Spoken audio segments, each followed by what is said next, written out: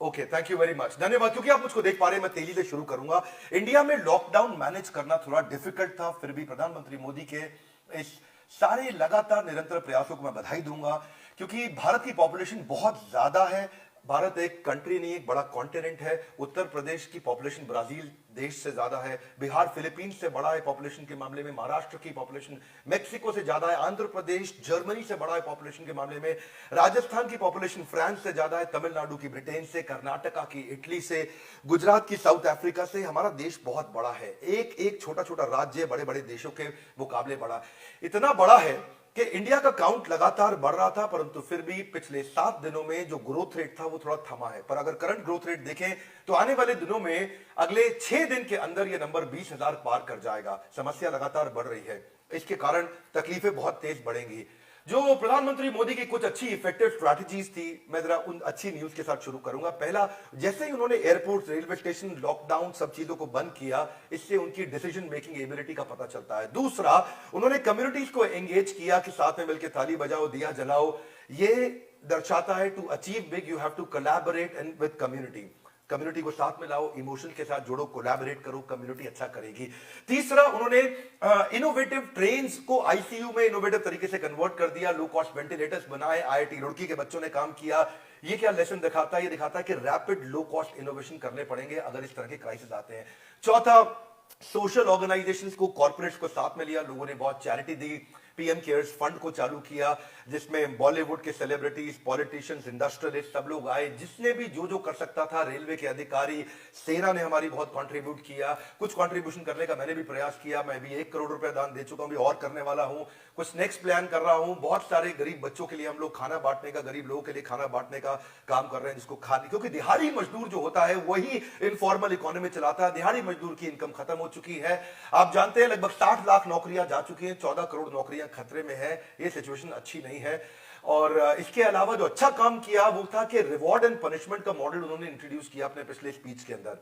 Reward and punishment क्या था यहां पे, कि जहां पे कोविड का ब्रेकआउट कम होगा, जहां कोरोना वायरस नहीं फैलेगा ज्यादा, वहां पे तो फेजेस के अंदर बिजनेस अलाउ कर देंगे। वो है कैरेट, गाजर दिखाया, कैरेट दिखाओ। तो आप जानते हैं ना, वो जो एस रहता है, जो पशु है, गधा, बुरा मत मानिएगा, उसको जब गाजर दिखाओ तो आगे चलता है। तो ऐसे ही प्रधानमंत्री ने गाजर दिखाया कि जिस जिस शहर में, जिस जिस राज्य में कोविड को संभाला गया, एक तरह से ये कहा कि जिस शहर में लोग बाहर नहीं निकलेंगे, जो लोग बहुत स्ट्रिक्ट रहे, तो वहां तो बिजनेस अलाउ कर देंगे, वहां लोगों को फेजेस में बाहर निकलने देंगे। लेकिन जहां पे कोविड ब्रेकआउट बढ़ गया, जहां बहुत केसेस बढ़े, जितने रेड जोन्स हैं, वहां पे लॉकडाउन कंटिन्यू रहेगा, वहां सीलिंग कंटिन्यू रहेगी, डंडे भी पड़ेंगे, सब कुछ होगा। लेसन क्या है? Carrot and stick creates discipline. मैंने 5 लेसन आपको शेयर किए, पर कुछ डिसहार्टनिंग बातें इस समय ऐसी हैं कि इंटरमिटेंट सोशल डिस्टेंसिंग जो है, ये लगभग 2021 तक जरूरत पड़ेगी। हार्वर्ड कह रहा है कि 2022 तक इसका असर दिखाई पड़ेगा। आज तक लोग सोचते थे कि ये केवल आमने सामने रहने से ही फैलता है, पता चला कि एसी और कूलर भी बाहर की हवा को जो खींच के अंदर लाते हैं, उससे भी वायरस ट्रांसमिट हो सकता है। कुछ दुख की बात यह है कि जो व्यक्ति शरीर छोड़ देता है, शरीर छोड़ने के बाद, पहले कहा जा रहा था कि डेड आदमी से जीवित आदमी को, मृत व्यक्ति से जीवित व्यक्ति को कोरोना वायरस नहीं होगा, लेकिन अब देखा गया कि केस डिटेक्ट हो रहे हैं कि मृत व्यक्ति से भी जीवित व्यक्ति को कोरोना वायरस हो रहा है। वायरस पहले कहते थे कि गर्मियों में खत्म हो जाएगा, टेम्परेचर बढ़ेगा, खत्म हो जाएगा, इसका कोई प्रूफ नहीं मिल रहा, ऐसा बिल्कुल नहीं हो रहा। तो इसका अर्थ क्या हुआ, आने वाला समय होने कैसे वाला है कि कोविड-19 हमारे जीवन का एक हिस्सा बन जाएगा। ये तकलीफ लंबी चलने वाली है, ये आसान नहीं है, आपको तैयारी करनी पड़ेगी। Safety norm, social distancing, regular sanitization लगातार चलता रहेगा। वेयरिंग मास्क आपकी जिंदगी का एक हिस्सा बन जाएगा। अभी मैं मास्क उतार के आपसे बात कर रहा हूं। कल्चर और कम्युनिटी का ये हिस्सा बनने वाला है, मास्क और ग्लव्स। लोग रिमोटली घर से काम करेंगे, ईआरपी टूल्स और टेक्नोलॉजी ही अब बिजनेस को चलाएगा, वही वर्क कल्चर का तरीका बनेगा। रिडंडेंट टास्क खत्म हो जाएंगे, लोगों की नौकरियां कम होंगी, छोटी टीम्स बनेंगी, people will be formed with smaller teams. Team member जो ज्यादा काम करेगा, जो ज्यादा मेहनत करेगा इस समय, उसी की नौकरी बचेगी, बाकी लोगों की नौकरियां जाने का खतरा बहुत ज्यादा है। मैं जानता हूं ये बातें डिप्रेसिंग लगती हैं आपको, लेकिन मैं थोड़ा हाई स्पीड पे कुछ इंपॉर्टेंट बातें बताऊंगा, आपके टाइम की वैल्यू करता हूं। सबसे ज्यादा कंपनी जिनको नुकसान हुआ है, उसमें जो कमोडिटी डिस्क्रिशनरी स्टॉक्स की जो कंपनीज थी, बैंक्स को बहुत नुकसान हुआ है। जो बच गई है वो एफएमसीजी और फार्मा, ये सब चलती रहेंगी, आज भी चल रही है दुकानें। जो राशन की दुकान वाले थे उन्होंने अच्छा पैसा कमाया, अच्छा काम किया, दवाई वालों ने अच्छा काम किया। इस समय ऑनलाइन दवाई डिलीवर नहीं हो रही थी, पड़ोस की दुकान से ही काम होता था, पड़ोस की दुकान से अपना रिश्ता बनाए रखो। रियल एस्टेट वाले बेचारों, उनका हालत बहुत खराब हुआ। जो डीएलएफ है, गोदरेज है, HDIL, India bulls, Oberoi realty, Omaxe, सब अच्छे अच्छे डेवलपर थे, सबके सब पे बहुत नुकसान में जा रहे हैं। एंटरटेनमेंट तो गया, जितने भी सिनेमा हॉल्स थे, आप समझ लो पीवीआर, आईनॉक्स, जितने शॉपिंग मॉल्स थे, bookmyshow.com रातों रात ही बंद हो गया। आपको जानते हैं ट्रैवल एंड टूरिज्म में एक्सपीडिया अच्छा काम करता था, बेचारा Yatra, Cox and Kings, SOTC, Thomas Cook या मेक माई ट्रिप, इतनी बड़ी ऑर्गेनाइजेशन रातों रात एकदम स्टैंड स्टिल आ गई, पता नहीं कब जाके रिवाइव करेगी। एयरलाइंस का बहुत नुकसान हुआ, इंडिगो, स्पाइसजेट, एयर एशिया, ये बेचारे कहां से तनख्वाहें देंगे। इन्वेस्टमेंट बैंकिंग इसलिए डाउन होगा क्योंकि लोगों की जो वैल्यूएशन थी वो घटती जा रही है, जिन्होंने पैसा लगाया हुआ है उन पैसे की कीमत घट गई है। एक कंपनी जिसकी वैल्यूएशन पहले 10,000 करोड़ रुपए थी, वो घट के 5 या 6,000 करोड़ रुपए रह जाएगी। तो वो दिक्कत है, क्रेडिट्स की दिक्कत आने वाली है, लोग लोन नहीं पे ऑफ कर पाएंगे। रेस्टोरेंट वाले तो जा ही चुके हैं, चाहे वो cafe coffee day, Subway, pizza हट, कोई भी हो, मैकडॉनल्ड्स हो। रिटेल्स की हालत खराब हो गई है इस समय। जितने भी Future Group, Pantaloon, Aditya Birla, Shopper Stop, इन सबको दिक्कत आएगी। कंस्ट्रक्शन में तो दिक्कतें बहुत बढ़ने वाली है। हिंदुस्तान कंस्ट्रक्शन से जयप्रकाश तो पहली दिक्कत में था, एलएनटी, एनसीसी, शाहपुरजी, परौंजी जैसी बड़ी ऑर्गेनाइजेशन को दिक्कत है। लोधा ग्रुप परेशानी में है। मोटर व्हीकल के जितने डीलर्स थे, चाहे वो फिजिकल थे या डिजिटल थे, जो गाड़ियां बना रहे थे, टाटा मोटर्स, महिंद्रा, मारुति, आप समझते हैं होंडा, बजाज, अशोक लेलैंड, एस्कॉर्ट्स, जितने ट्रैक्टर वाले थे बेचारे वो भी परेशान चल रहे हैं। तो ग्लोबल ग्रोथ रिपोर्ट इस समय खराब है, सिचुएशन बिगड़ती चली जा रही है। ऐसी जा रही है कि क्यूमुलेटिव ग्लोबल जो लॉस होने वाला है जीडीपी में, वो $9 ट्रिलियन का लॉस लगभग हो चुका है। वर्ल्ड बैंक काम कर तो रहा है हमारे देश के साथ में $1 बिलियन देने का, जिसमें कुछ पार्ट वो प्रधानमंत्री मोदी को दे चुके हैं, पर $1 बिलियन होता ही कितना है, 7,500 करोड़ रुपया। उतना तो हमारे यहाँ पे इतनी बड़ी जनता है, हमारे देश पे खाली बैठ के लोगों ने खूब जनता बढ़ाई, इस समय भी घर पे बैठ के यही काम कर रहे हैं। बुरा नहीं मानना, थोड़ा कठोर बोल रहा हूँ। इतनी जनता है कि ये 7,500 करोड़ रुपया तो खाली मास्क के धागे के अंदर ही खर्च हो जाएगा, कुछ बचेगा नहीं। चाइना, जिसके बारे में ऊट पटांग के लोग बातें कर देते हैं यूट्यूब पे, उसकी भी हालत बहुत खराब है। कुछ नहीं बन रहा है सुपर पावर चाइना, सब बेकार की बात है। एक्सपेक्टेड फॉल डाउन इस समय 1.2% पे आ गया। चाइना का जीडीपी जो 7% था, जब पूरी दुनिया की ग्रोथ रेट खत्म हो गई, चाइना जो दुनिया को माल बेच रहा है, जब दुनिया खरीदेगी नहीं तो चाइना कहां से ग्रो कर जाएगा। अभी अगले 1 साल कुछ नहीं होने वाला। हालत ऐसी है कि US, Germany, France, Italy, Spain, Japan, UK, ये सब जो कंट्रीज हैं, ये सब लोग एनुअल जीडीपी जिनका पहले पॉजिटिव था, इस साल नेगेटिव हो चुका है। मैं आपको बताऊं, यूएस -5-6% पे जा चुका है। जर्मनी को अगर आप देखोगे -7% पे है, फ्रांस -7% पे है, इटली -9% पे है, स्पेन, ये सब खत्म है। खाली इंडिया और चाइना की पॉजिटिव ट्रेजेक्टरी अभी भी थोड़ी सी दिख रही है, क्योंकि चाइना बाहर आया है, इसलिए चाइना 1% पे चल रहा है इस समय ग्रोथ रेट। इंडिया इस समय 2% के आसपास है। रशिया की भी हालत खराब है, वो भी 7.5-5% का नेगेटिव ग्रोथ दिखा रहा है। तो सिनेरियो प्लानिंग करने की जरूरत है। मेरी बात समझ लीजिए, 3 वर्ड बड़े काम के बता रहा हूं। अडेप्टेबिलिटी पहला वर्ड, और दूसरा सुन लीजिए, अडेप्टेबिलिटी, लेकिन तीसरा अलग है, नहीं, adaptability. Adaptability is the key word. Adaptability, adaptability, adaptability. Readjustment करना पड़ेगा अपने आप को। स्ट्रैटेजी घर बैठे अपने आप नहीं बनती है, आपको पूरी टीम के साथ अलाइन होना पड़ेगा, नए प्लान तैयार करने पड़ेंगे, ऑनेस्ट, फ्रीक्वेंट, कंसिस्टेंट कम्युनिकेशन देने हैं आपको। वीकली लीडरशिप मीटिंग्स करनी है अपनी टीम्स के साथ में, जो भी आपके मैनेजर्स हैं उनके साथ में आप जो भी वीडियो कॉन्फ्रेंसिंग के तरीके अपनाएंगे, ताकि आप अपने रनवे, अपने कैश को मैनेज कर सकें। Wait and watch is wrong approach. जो घर पे हाथ रख के बैठा है, मैंने अंगूठी पहन ली, पन्ने की, और वो मोती का, और वो पुखराज का, और ये वो पता नहीं जो भी होते हैं, वो सब अंगूठियां पहनने से अभी काम नहीं चलने वाला। Wait and watch is wrong approach. आपको टाइप 1 एक्टिविटी, जिनसे आप कॉस्ट को कम कर सकते हैं, एड स्पेंड्स कम कर सकते हैं, उन सब पे काम करिए। आप एज्यूम करके चलिए कि मान लीजिए आगे कलेक्शंस खत्म हो गया, रिसीवेबल्स खत्म हो गया, तो आप क्या करोगे, उसकी स्ट्रैटेजी बनाइए। कस्टमर ने अगर आपसे डिस्काउंट मांगना शुरू कर दिया, ज्यादा प्राइस कट कर दिया, तो आप क्या करोगे। अगर आपके कॉन्ट्रैक्ट जो बने हुए थे वो क्लोज नहीं होंगे, उस परिस्थिति में आप क्या करेंगे। अगर आपका कैश ड्राई हो रहा है, कैश खत्म हो रहा है, तो क्या करेंगे। कस्टमर एक्विजिशन की, आपका जो कस्टमर जो एक्वायर करते थे, आप नया सेल्स लाते थे, वो अगर 20% रह गया, तो आप क्या करोगे। आप 2 तरह के सिनेरियोस को समझो, मैं आपको बताऊंगा। एक रिजर्व और रेवेन्यू ले लो, और दूसरी तरफ लॉकडाउन का पीरियड ले लो। मेरी स्ट्रैटेजी को समझना आपको काम आएगी। एक तरफ मान लो रिजर्व रेवेन्यू, दूसरी तरफ मान लो लॉकडाउन पीरियड। अगर आपका रिजर्व और रेवेन्यू 12 महीने का है, आप 12 महीने अपना खर्चा चला सकते हैं, और लॉकडाउन 3 से 6 महीने चला, तो घबराने की जरूरत नहीं।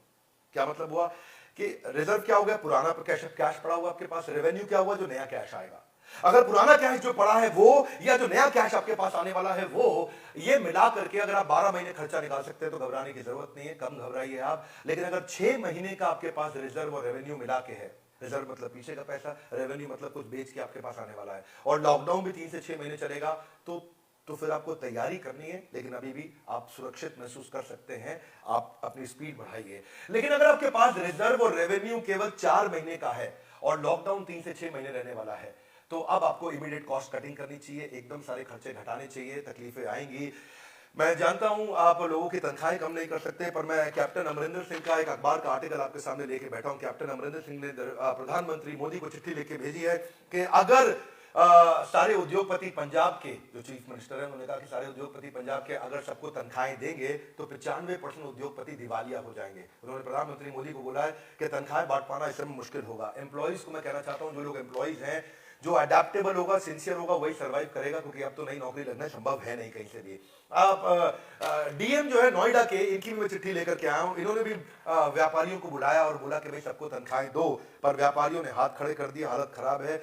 एक संस्था है Indian industry association, Indian industry association ने एक सर्वे करा है कि कितने व्यापारी तनख्वाह दे सकते हैं, और उसमें से 91% व्यापारियों ने मना कर दिया कि तनख्वाह देने का हमारी हालत नहीं है, जब पैसा आ ही नहीं रहा तो कहां से करेंगे। आप मेरी बात सुन लीजिए, अपने रिजर्व और रेवेन्यू को प्लान करिए। अगर रिजर्व और रेवेन्यू आपका, अगर पुराना पैसा बचा नहीं था और नया बिजनेस चल नहीं रहा है और 3 से 6 महीने का लॉकडाउन होने वाला है, तो आपका गेम ओवर हो जाएगा। तब आपको क्या करना है, कंप्लीट स्ट्रैटेजी चेंज करिए। आपको बिजनेस करना नहीं आता, अगर आपके पास 6 महीने का पैसा ही नहीं है, आपको बिजनेस करना आता ही कहां है? ये कोई बिजनेस करने का मॉडल थोड़ी हुआ। इसीलिए हम आपको बताते हैं, जब आप बीमार होते हो तो क्या आप अपना इलाज अपने आप कर लेते हो? नहीं, आप डॉक्टर के पास जाते हो। हिट एंड ट्रायल मेथड से अपना इलाज करना, अपने बिजनेस को चलाना सबसे घटिया तरीका, सबसे बेकार तरीका है। एक्सपर्ट्स के पास जाइए, सही किताब पढ़िए, आप मेंटर्स को हायर करिए, आप ट्रेनिंग प्रोग्राम अटेंड करिए, लर्निंग पे इन्वेस्ट करिए, स्ट्रैटेजीज इंप्रूव करिए। एक्सपर्ट से, जितने भी सुपर स्पेशलिस्ट हैं उनके साथ फोन पे बात करिए, जितने इंडस्ट्री एक्सपर्ट्स हैं उनके साथ फोन पे बात करिए, कॉन्फ्रेंस करिए, सीखिए, अपने कंपनी के लीडर से बात करिए। मेरी बात सुनिए, आपको अगर हार्ट अटैक आ जाता है तो घर पे कर लो, ठीक?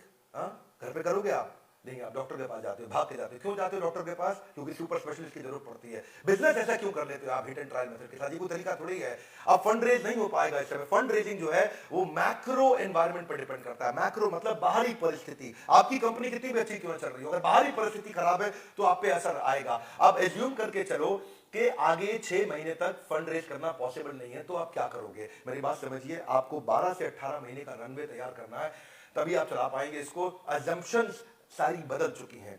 आज से 2 महीना पहले, आज से 4, 6, 8 हफ्ते पहले जो अजम्पशंस हुआ करती थी, वो सब बदल गई। इन्वेस्टर क्या बोल रहे हैं? वो कह रहे हैं ग्रोथ एट ऑल कॉस्ट नहीं चाहिए, रीजनेबल ग्रोथ विद प्रॉफिटेबिलिटी चाहिए उनको। ग्रोथ एट ऑल कॉस्ट का मॉडल चला गया, रीजनेबल ग्रोथ विद प्रॉफिटेबिलिटी पे फोकस कर रहे हैं। ग्रोथ के मुकाबले ग्रोथ और वैल्यूएशन नहीं चाहिए इस समय, प्रॉफिट्स चाहिए आपको। प्रॉफिट्स मैनेज कैसे करेंगे? क्योंकि मैं स्टार्टअप इंडस्ट्रीज के हिसाब से बात कर रहा हूं इस समय, क्योंकि जो लोग स्टार्टअप इकोसिस्टम के लोग हैं वो मेरी इस बात को समझ पाएंगे कि मॉडल चेंज हो गया है। Growth at all cost versus reasonable growth with profitability. दोबारा समझिए, growth and valuation versus profitability पे आपको फोकस करना। अपने बिजनेस प्लान को एडजस्ट करिए अकॉर्डिंगली। वैल्यूएशन के मल्टीपल अब सारे बदल जाएंगे। इन्वेस्टर मैक्रो के रिस्क को देख के ही पैसा आपके साथ लगाएगा कभी भी। बैंक सिस्टम में आसानी से लोन नहीं दे रहे हैं। हमारे भी जो ट्रेनिंग प्रोग्राम्स थे उनको हम लोग 0% इंटरेस्ट आपको एनबीएफसी बैंक से दिलाते थे। एनबीएफसी बैंक ने लोन देने को मना कर दिया। उन्होंने कहा कि डॉक्टर विवेक बिंद्रा की कंपनी, बड़ा बिजनेस, अगर 100% अश्योरेंस दे दे लोन की तो ही हम लोन देंगे। तो आज 100% रिस्क उसका मैं लेता हूं। जो मेरे पार्टिसिपेंट आकर के हमारे से EMI free interest, free EMI पे जो हमारे कोर्सेज खरीदते हैं, आईबीसी बनते हैं। अगर आप भी हमारा कोई कोर्स लेते हैं, आईबीसी बनते हैं या लाइफ टाइम मेंबर बनते हैं, तो आपको इंटरेस्ट फ्री ईएमआई पे आज भी हम दिला रहे हैं। क्योंकि हमने बैंक को बोला कि अगर आप लोन नहीं पे कर पाए तो हम आपके बिहाफ पे बैंक को पे करेंगे। ये रिस्क हमने उठाया है, और वरना सारे बैंक सब कदम पीछे उठा चुके हैं। Positive fund raising outcome will take longer usually in these times. आपको बहुत पेशेंट रहना पड़ेगा। उसी पेशेंस के चलते 100% रिस्क एक्सपोजर मेरे बैंक ने मुझसे मांगा मतलब हमारी टीम है, लीडरशिप है, जो हमारे कॉर्पोरेट फाइनेंस देखते हैं, हमारे दूसरे डायरेक्टर्स, वो लोग मैनेज करते हैं, तो उनसे मांगा, तभी उन्होंने इसको 100% रिस्क एक्सपोजर, बड़ा बिजनेस है, अपने ऊपर ले लिया कि हमारा पार्टिसिपेंट कोई इंटरेस्ट फ्री लोन पे हमारा कोई कोर्स खरीदता, आईबीसी बनता, अगर वो पे नहीं कर पाता तो उसका खर्चा हम पे करेंगे। बैंक ने तो मना कर दिया है। सिचुएशंस बदल रही, कंपनीज को अब रीस्ट्रक्चर करिए, इसकी तैयारी करिए to ensure the cash runway. One of the steps for that is cost management. अगर आपने कॉस्ट कम कर लिया तो ही आप कैश मैनेज कर सकते हो। मार्केटिंग आपकी, देखो, रिकवरी कर्व यू शेप होने वाला है, वी शेप की अब संभावना खत्म होती हुई दिखाई पड़ रही है। एंड आइडेंटिफाई करिए प्रोडक्ट वाइज प्रॉफिटेबिलिटी किस प्रोडक्ट में आपकी, कौन सा प्रॉफिटेबल प्रोडक्ट है, कौन सा प्रॉफिटेबल नहीं है। मैं आचार्य बालकृष्ण से मिला पतंजलि के, उन्होंने भी बोला कि उन्होंने अपने 300 प्रोडक्ट के नजदीक अपने बंद कर दिए हैं। क्यों 300 प्रोडक्ट बंद किए? क्योंकि जिनमें प्रॉफिट मार्जिन नहीं थे, जो प्रोडक्ट ठीक नहीं है, वो उनको चलाने में दिक्कत आती है। कस्टमर लाने की कॉस्ट को आपको कम करना है। अगर ये सब हम सिखाने वाले हैं, मैं भी एक दुनिया का, हमारे कम से कम हमारे देश का सबसे बड़ा बिजनेस ऑनलाइन इवेंट हम लोग करने वाले हैं 24 तारीख को, मैं बताऊंगा उसके बारे में। पहले समझिए, अगर आपका किराए का ऑफिस था, किराए की दुकान था, तो रेंटल्स को आप कंट्रोल करने का प्रयास करिए। मैं थोड़ा स्पीड में बोल रहा हूँ, अगर आपको मेरी बात समझ में आ रही है, अच्छी बात है, नहीं आ रही तो वीडियो को दोबारा देखिएगा। ये वीडियो शेयर करिएगा क्योंकि काफी वैल्यूएबल है। मेरे फेसबुक लाइव वीडियोस में सबसे ज्यादा वैल्यूएबल वीडियोस में से एक होने वाला है। फेसबुक पे मैं इतना कंटेंट आकर के नहीं देता हूँ, नॉर्मली यूट्यूब पे देता हूँ, आज फेसबुक पे दे रहा हूँ, उसको ध्यान से सुनिए। आप नेगोशिएट करिए अपने रेंटर्स को, अपने लैंडलॉर्ड के साथ में। एक मॉडल होता है, एक बेसिकली क्लॉज होता है, उसको बोलते हैं फोर्स मेजर। मेजर यहाँ पे MESURE वाला नहीं है, MEJEURE वाला मेजर है। फोर्स मेजर क्या होता है? ये अगर आपके अग्रीमेंट में होता है तो अनफोर्सिबल सर्कमस्टांसेस के अंदर आपको फिर पे करने की जरूरत नहीं पड़ती है। इसको बोलते हैं एक्ट ऑफ गॉड। आपने ओ माय गॉड पिक्चर देखी थी, वहां पे भी इसके बारे में समझाया गया था कि भाई उसकी बेचारे की दुकान खराब हो गई थी, कुछ हुआ था ऐसा परेश रावल का।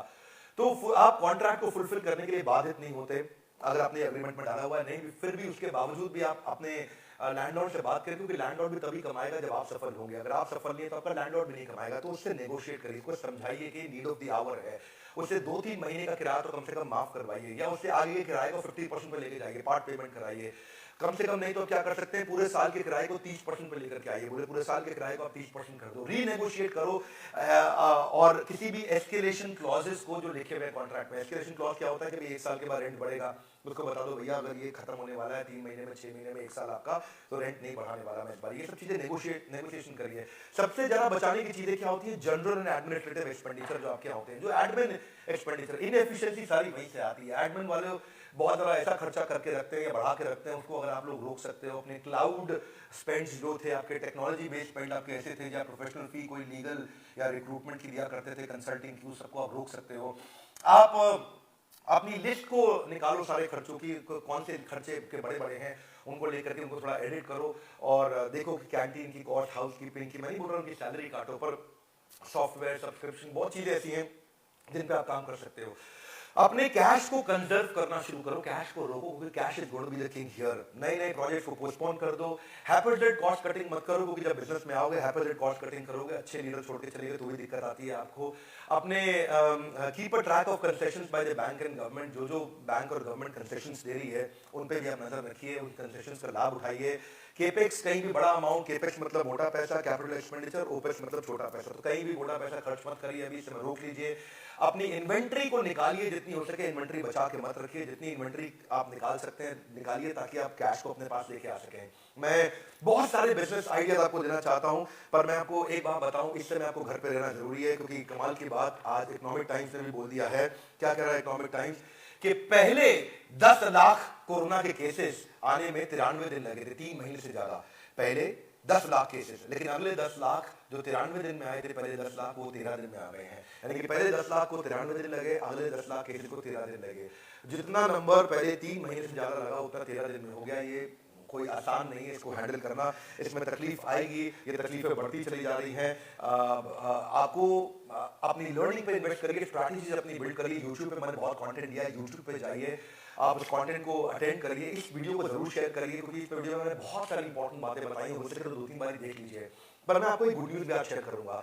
नीचे कमेंट बॉक्स में मैं आपको लिंक देने वाला हूं, अपना बोर्ड लाइन नंबर देने वाला हूं। क्या मैं शेयर करने वाला हूं गुड न्यूज आपको? India largest online business event में लॉन्च कर रहा हूं 24 तारीख को, 24 अप्रैल। आधे दिन के लिए करूंगा, सुबह 9 से दोपहर 2 बजे तक के लिए। आधा दिन में हमें और हमारे जो लीडर्स हैं वो आपके साथ में इस ऑनलाइन बिजनेस समिट में रहेंगे। हम आपको ग्राफिक्स और वीडियो के जरिए सारी स्ट्रैटेजीज डिटेल में कई घंटों तक देंगे। आपको बताएंगे कोरोना वायरस से बाउंस बैक करने के लिए क्या क्या स्ट्रैटेजी आपको बिजनेस में करनी है, इस समय कौन से बिजनेस चलेंगे, कैसे चलेंगे, किस तरह चलेंगे, क्या तरीके, कैश कैसे मैनेज किया जाए। मेरे दूसरे डायरेक्टर संजय कथुरिया जी आपको बताएंगे कि कैश मैनेजमेंट कैसे करें, इंटरेस्ट, अपने पे आउट्स, अपने बिजनेस को ट्रैक में कैसे रखें, लोन्स, फंड एक्सेट्रा, उन सबको एरिया पे हम कवर करेंगे। मैन पावर कैसे मैनेज करें, पारितोष जी कवर करेंगे टेक्नोलॉजी, मार्केटिंग, ऑटोमेशन कैसे बिल्ड किया जाए। तो हम लोग आपसे 24 अप्रैल को मिलेंगे। इसके लिए हमने एक बहुत छोटी सी फीस रखी है, लगभग 1250 रुपए के आसपास प्लस जीएसटी, 1400 कुछ रुपया बनता है ये। आप नीचे लिंक होगा या नीचे बोर्ड लाइन नंबर होगा, उस पर आप पता कर सकते हैं। ये बहुत ही अफोर्डेबल कर दिया हमने आपका, और एक बाउंस बैक इवेंट से ज्यादा पावरफुल इवेंट, जिसके साथ में आपको स्ट्रैटेजी शीट भी देंगे, आपको कुछ प्रेजेंटेशन देंगे, रीडिंग मटेरियल आपको हम साथ में देंगे, ताकि आप उनको लेकर के नोट्स इंप्लीमेंट कर सकें अपने। कुछ फ्रेमवर्क्स आपको देंगे जिनको आप इंप्लीमेंट कर सकते हैं, ताकि आप उसका पूरा फायदा उठाएंगे। इंडिया का लार्जेस्ट ऑनलाइन बिजनेस इवेंट होने वाला है। इससे बड़ा ऑनलाइन बिजनेस इवेंट इंडिया में हमने आज तक नहीं सुना है। और केवल हम 1250 रुपए, इतनी कम फीस है, 1250 के आसपास है, 1270 हो सकता है। और छोटा जीएसटी, तो सरकार तो जीएसटी अपना लेगी, सरकार जीएसटी देना बंद नहीं किया। तो आप अपने बहुत सारे टेक अवेज मैंने आपको दिए। मैं आपको रिक्वेस्ट करूंगा कि आप YouTube चैनल पे जाइए और वीडियोस को ध्यान से देखिए जो मैंने और डाले हैं। इस फेसबुक के वीडियो को जरूर शेयर करिए, इसमें बहुत वैल्यू थी, क्योंकि मैंने इसे बहुत सारा कंटेंट हाई स्पीड पे दिया है, देता चला गया हूँ। इस इवेंट को मिस मत करिएगा, जो मैं 24 तारीख को दे रहा हूँ आपको। हमारे आईबीसी से भी आप संपर्क कर सकते हैं। आज शाम तक हमारे आईबीसी और चैनल पार्टनर भी पूरी तरह एनेबल हो जाएंगे। उन लोगों, अगर आप उनके संपर्क में, किसी भी हमारी ब्रांच के संपर्क में, वो लोग भी आपको इस इवेंट के बारे में बता सकते हैं। आप वहां से भी रजिस्ट्रेशन कर सकते हैं, इंडिपेंडेंट बिजनेस कंसल्टेंट से रजिस्ट्रेशन कर सकते हैं, या हमारे हेड ऑफिस से हमारा बोर्ड लाइन नंबर है 9810544443। उसको याद करना आसान है। इसको याद कैसे करेंगे? सचिन तेंदुलकर ने 98 रन मारे, सचिन तेंदुलकर ने 98 बॉल पे 105 रन मारे, 981005। तेंदुलकर ने 98 बॉल पे 105 रन मारे, और आखिरी ओवर पे तो उसने 4 चौके मारे और भाग के 3 रन लिए। तो 98 बॉल पे 105 रन, 981005, 4 चौके मतलब 4 4 4 4, और लास्ट में भाग के 3 रन लिए। मेरा बोर्ड लाइन नंबर आपको याद हो गया होगा, उम्मीद करता हूँ। याद करना मुश्किल नहीं होता है। किसी दिन आपको मेमोरी बढ़ाने की भी टेक्निक शेयर करूंगा। यूट्यूब चैनल आज आपकी मदद से, प्रेम से वर्ल्ड का नंबर 1 चैनल बना है। फेसबुक पे अच्छी बात यह है कि इस समय हमारा व्यूअरशिप 30 करोड़ से ज्यादा का है एक महीने में, और फेसबुक पे हमारे लगभग 30,000 फॉलोअर्स पर डे ऐड हो रहे हैं। इसलिए मैं फेसबुक पे और समय लगाने लगा हूँ, क्योंकि आप लोगों ने आके बहुत प्रेम दिया है। हमारे साथ जुड़े रहने के लिए, वीडियो को शेयर करने के लिए, लाइक करके उत्साह बढ़ाने के लिए, कमेंट बॉक्स में अगले वीडियो की फरमाइश देने के लिए नीचे मेरे साथ में लिखिए, हमें बाउंस बैक करना है। कम ऑन, क्या करना है? बाउंस बैक करना है। अपनी फरमाइश दीजिए और बाउंस बैक कमेंट लिखिए मेरे साथ में। इंडिया बाउंस बैक करेगा। आज भी इंडिया अच्छी परिस्थिति में है। आप सबका प्रेम पूर्वक मुस्कुराहट के साथ बहुत बहुत धन्यवाद।